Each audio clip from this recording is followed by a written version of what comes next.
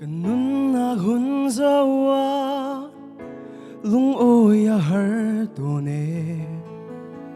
har sat nak le boy nak nani ni fan ka zel to bom chan ko tu lo bangin tin lung atap tone boy pa kai ro chan nak chu anung zung za Kata boy bata, oh kata boy bata, kalam tuang lawin lang to man se, hihiga pilo aso kena,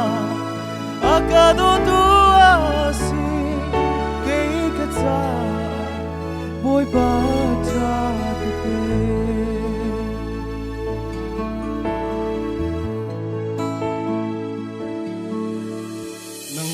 Panin nau tu na mer tak bal na lo na hu ter to na zo ken na tua mi an sim to kay ruat sana ngay lo ni hin boy pa nang ma kan lam nang malong na si ruat sanak may trêu chu Kata boy bata, oh kata boy bata, kalam tuang lawin lang ton man se, hihiga pilo aso kena, akado tu asi, kay kata boy bata tuke.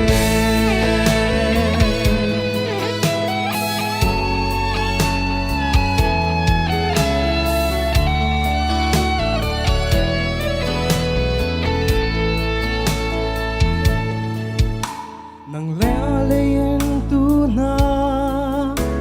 mer takbal na lo sa drak lehoy na muter na umpi na kanso kay zong boy pa kadubik mi na kay shami umhi zuzu kay ta sungloy big mi asi Kata boy bata, oh kata boy bata, kalam tuang lawin lang to man se, hihiga pilo aso kena,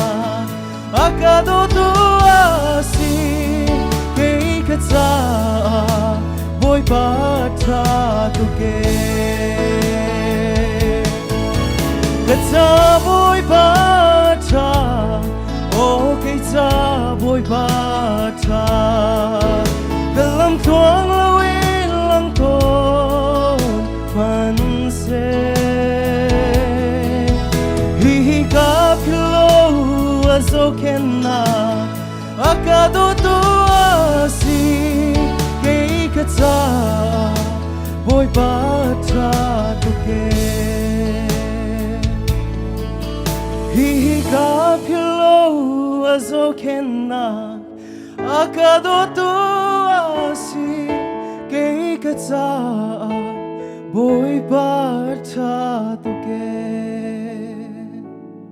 Paano super nakto ko se?